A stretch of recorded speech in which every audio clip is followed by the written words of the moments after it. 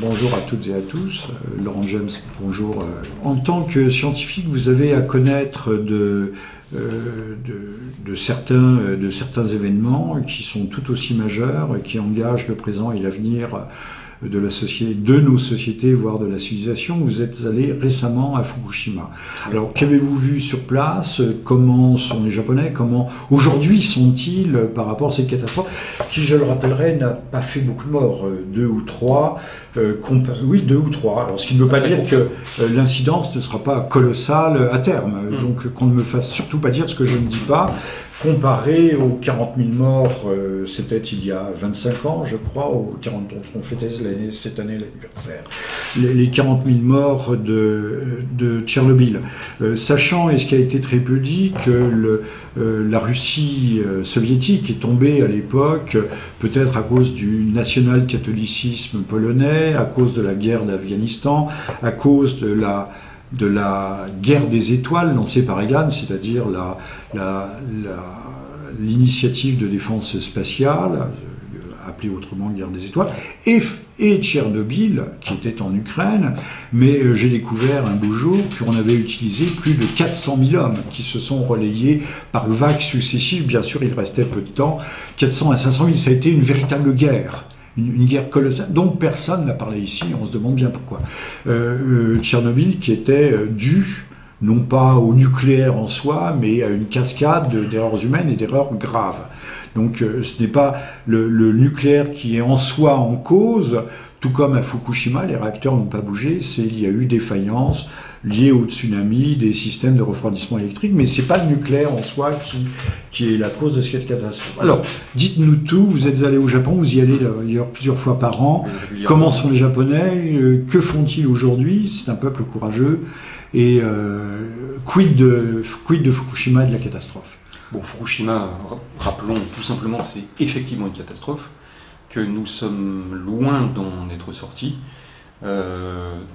Comme toute catastrophe, elle permet le développement, si vous voulez, par exemple de la robotique, dans lequel le Japon est déjà numéro 1 mondial. Je préciserai la raison pour laquelle le Japon est numéro 1 mondial, c'est pour des raisons nationales.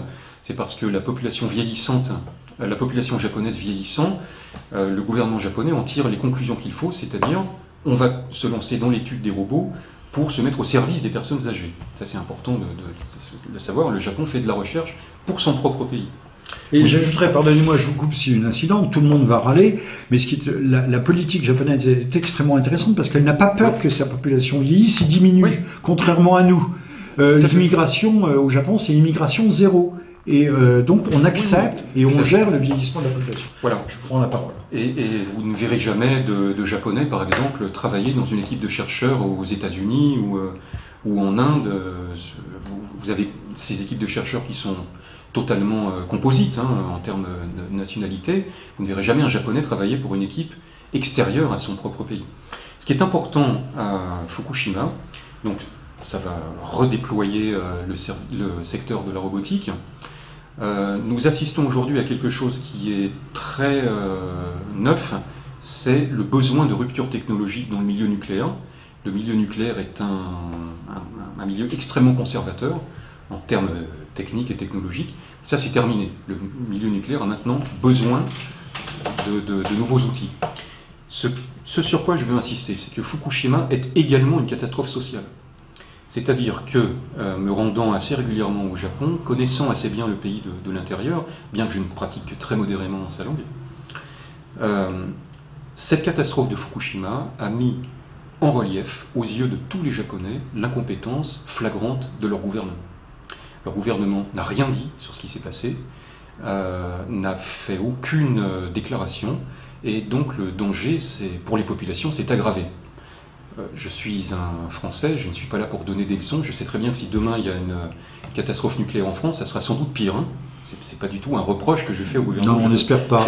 Mais donc on n'a rien à leur envier de ce côté-là. Exactement. Et il y a eu une rupture que moi j'ai véritablement sentie au Japon, une rupture générationnelle, je dirais même, c'est-à-dire que la génération des 30-40 ans entre dans une révolte sourde contre la génération de ses parents, en prenant prétexte, si vous voulez, en prenant appui plutôt sur la catastrophe de Fukushima, les vieux, on va dire, si vous me permettez cette expression, n'ont pas été choqués par l'inertie du gouvernement, parce que oui, le sens de la discipline, la soumission, il y a une soumission sociale. La soumission, même à l'incompétence. Le gouvernement est incompétent, nous y soumettons. C'est la rançon de la démocratie, pardonnez-moi. Oui, mais la génération, justement, aujourd'hui n'accepte plus ça, et prenant appui sur ça, elle remet même en cause, de manière très sensible, tout ce que la génération a accepté dans les années précédentes, et notamment, évidemment, ce qui s'est passé après 1945. C'est-à-dire, vous connaissez tous l'histoire, je ne vais pas reparler des bombardements Hiroshima et Nagasaki. Nous oublions quand même souvent, quand on parle de ça, de dire que toutes les villes japonaises, en fait, ont été radiées par des bombes classiques, des bombes à fragmentation et autres. On ne le dit jamais. L'incendie de Tokyo, c'est Hiroshima plus Nagasaki. Bien sûr. Et moins 100 000 morts en une seule nuit. Et toutes les autres villes ont été détruites, à l'exception de Kyoto, grâce à l'intervention d'un diplomate franco-russe, d'ailleurs, Serge Eliseyev, qui a calmement dit aux Américains que s'ils bombardaient Kyoto, ça serait terminé, ils auraient l'effet opposé. C'est-à-dire que jamais il n'y aurait de réconciliation possible. C'est la ville sacrée. Et cette génération reproche, pour moi ça ressemble beaucoup à des reproches que l'on peut trouver en France dans une certaine génération envers leurs parents 68ards. Il y a une certaine ressemblance entre ces deux mouvements. Mais en soi, je peux étendre la génération des 68ards, ayant eu 20 ans en 70, je vous dirais qu'on avait déjà ce type de reproche à l'égard des générations qui nous avaient précédés, sauf que les choses ne se sont pas corrigées, elles se sont aggravées depuis. Et qu'aujourd'hui, nous avons au pouvoir les gens justement issus de 68, mais une certaine catégorie, certaines couches, pas tous. Bien sûr, mais ce qui est intéressant, c'est qu'au Japon, on ne parle pas de ces choses-là, sauf la nuit. Le monde diurne et le monde nocturne sont totalement différents au Japon. Mais le jour, vous ne parlez pas de ces choses-là. Or, aujourd'hui, même de jour, vous avez des jeunes, trentenaires, 30, 40 ans, etc., qui entrent en révolte sourde, et même plus que ça, contre la génération antérieure qui a subi les bombardements, et puis ensuite qui s'est mis à genoux, arigato MacArthur, qui a tout accepté de la part du gouvernement américain, y compris un tribunal qui ressemble beaucoup au tribunal de Nuremberg d'ailleurs, le tribunal qui a fait, auquel ont été conviés de se soumettre les responsables japonais.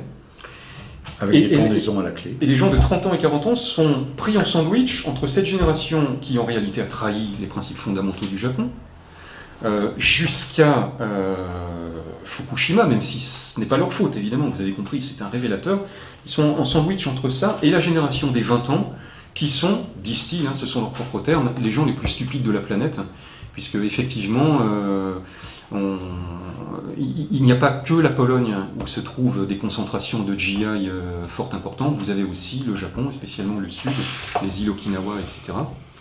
Et là c'est très dommageable puisque vous le savez, les Japonais ce sont les gens qui vivent le plus vieux au monde, et il se trouve qu'aujourd'hui dans les îles Okinawa vous avez des gens de 120 ans d'un âge fort respectable, et leurs petits-enfants de 10 ans ont déjà des problèmes cardiaques parce qu'ils sont obèses. Pourquoi ? Parce qu'ils se rendent au McDo qui sont présents à cause des GI. Avec des graisses insaturées, dénaturées, enfin tout ce que l'on veut, et qu'ils doivent boire de la bière et non plus du thé vert. Et pour finir peut-être, j'aimerais insister, parce que ça c'est quelque chose qui me tient à cœur, et qui tient à cœur aussi beaucoup de gens de cette génération-là, le rôle absolument fondamental de l'empereur, parce que les deux derniers discours publics, grands discours publics de l'empereur, l'ont été après le bombardement d'Hiroshima et après Fukushima. C'est-à-dire que c'est lors des deux grands bouleversements, grandes catastrophes nucléaires, que l'empereur a pris la parole, c'était pas le même empereur bien sûr, a pris la parole. Et ça c'est quelque chose de très marquant au Japon, puisque vous le savez, l'empereur c'est un dieu vivant. C'est la figure vivante du shintoïsme, bien sûr. C'est-à-dire le fils du dieu soleil. Amaterasu, tout à fait. Voilà. Laurent James, merci. Peut-être un ultime petit dernier mot on a dit que c'était une catastrophe. Voit-on une issue en dehors de la robotique? Les choses s'améliorent-elles?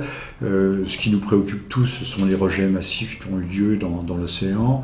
A-t-on des données, une idée sur la situation, sur l'état des choses aujourd'hui, sur l'absorption par les océans, par les eaux ou dans les fosses marines qui justent le Japon de ces poisons à longue durée de vie? Il y a très peu de communication. Je sais quand même que sur ce plan-là, très précisément, les autorités ont quand même fait un gros travail de nettoyage. Mais c'est un gros problème. J'ai mangé personnellement des oursins de Fukushima, on va voir ce qui se passe. Non, rien. La prochaine fois que vous m'inviterez, ça sera probablement une réponse à votre question. Les épines qui poussera sur votre tête. Laurent James, merci infiniment. On vous attend avec impatience de nouveau à Paris, devant ces caméras. Vous rentrez à Marseille. Vous nous parlerez peut-être de Marseille une prochaine fois. Non pas des affrontements entre hooligans anglais et russes, mais sur la réalité de cette vie méridionale, de cette capitale phocéenne et méditerranéenne dont on nous dit ici, on en perçoit le plus grand mal à travers les yeux partiaux de nos médias. C'est surtout une capitale magdalénienne. Merci Laurent, et à très bientôt. Beaucoup.